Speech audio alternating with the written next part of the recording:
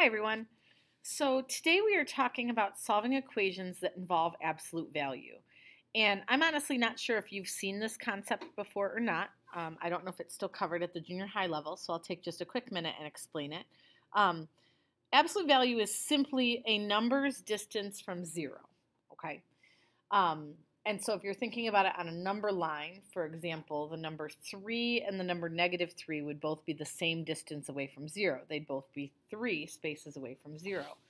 And so what you'll hear people say a lot is, oh, well, absolute value, that turns things positive. It's not really so much that it turns things positive, it just is positive because distance is always positive. Okay, we don't measure distance in a negative way. So when you take the absolute value of a number, you're really just talking about how far away it is from 0 without being concerned about whether it's positive or negative. So when you see this, by the way, these straight brackets like this with stuff on the inside, these brackets, that's what represents absolute value. Okay, so when you see this, this is saying the absolute value of x is equal to 5. What that's really saying is that x is 5 spaces from 0, or 5 units from 0.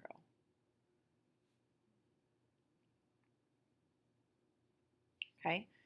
And so if we think about this on the number line, if this is 0, if we go 5 spaces to the right, that would take us to positive 5. Or if we go 5 spaces to the left, that would take us to negative 5. And so really from this, we could say x could be 5 or x could be negative 5. Okay, and they're both options. So conceptually, absolute value is actually really easy. Okay, this whole idea of knowing that absolute value is just the positive space from 0 is easy. But what this does to your equations is it makes it so that you always have two possibilities to worry about, and that's where the difficulty comes in. So we're going to go through a few examples here, keeping this in mind, that when I say absolute value of x equals 5, I have two possible answers here, okay? And I know it looks like a lot of examples of the same thing, but really every one of these has something a little bit different that pops up in them. So we are going to go through all of them. It should be pretty quick. So in that first one, when I say absolute value of x minus 6 is equal to 3, thinking about what we set up here, that means that x minus 6 could equal 3, or x minus 6 could equal negative 3. Okay, it could be either one. Let me just draw a line under there. Okay, because both of these things, both 3 and negative 3, are 3 spaces away from 0. So then we have to solve these separately. I'm going to add 3 over here, and I'm going to end up with x equals 9.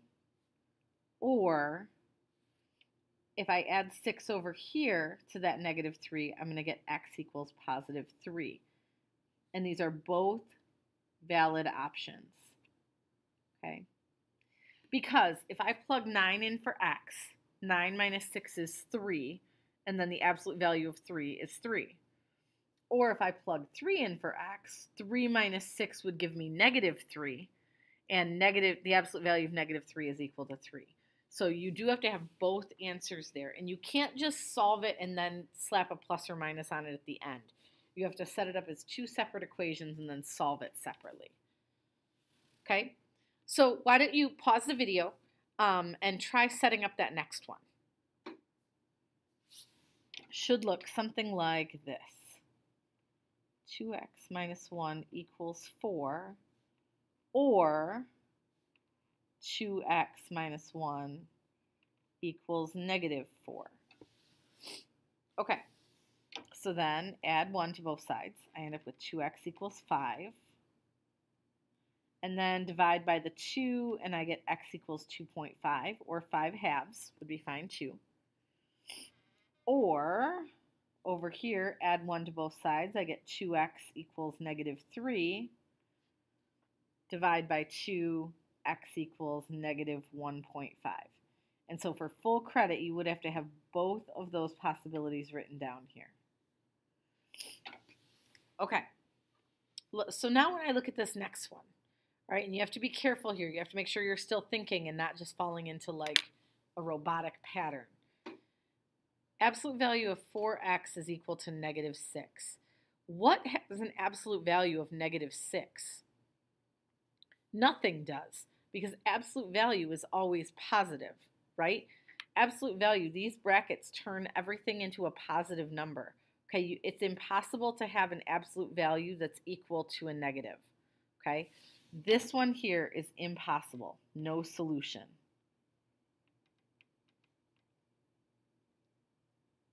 Okay, and I'm just going to write a little note off to the side here.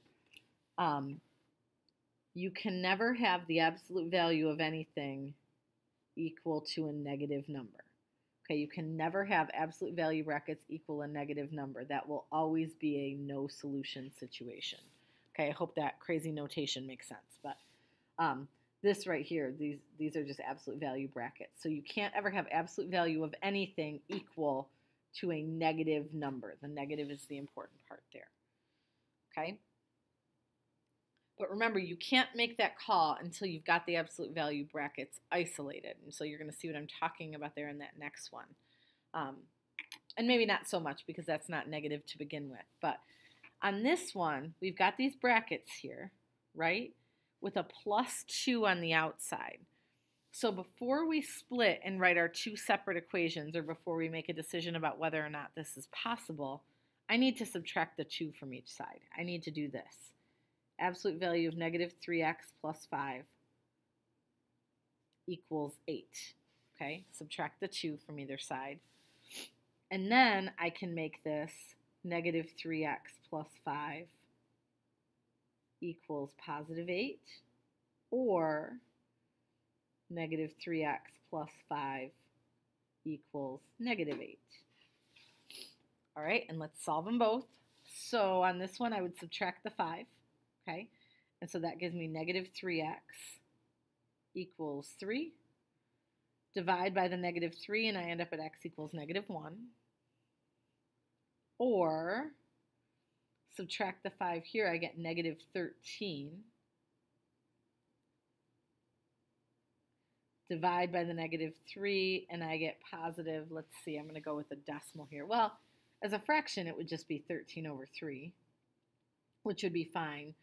That is the same thing as 4.3 repeating, okay, which is fine with me as long as you point out that it's repeating, okay? So these are your two answers. Now notice on that first one, I got a negative value for x. That's okay, all right? That's not the same thing as what we were looking at up here.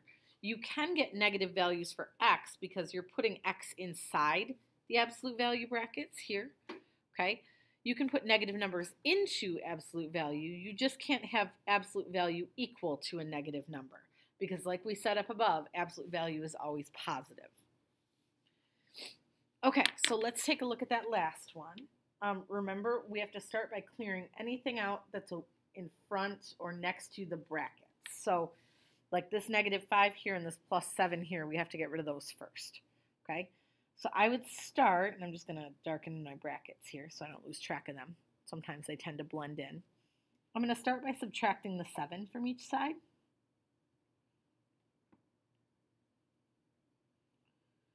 And let's see, 22 minus 7 is 15. And then I'm going to divide by negative 5. So here's where I end up with absolute value of x minus 4 equals negative 3. Okay. So this is where I would split when I get the brackets by themselves. Or I look at this and I say, wait a second, this is that issue again, right? Absolute value equals negative 3. That can't happen.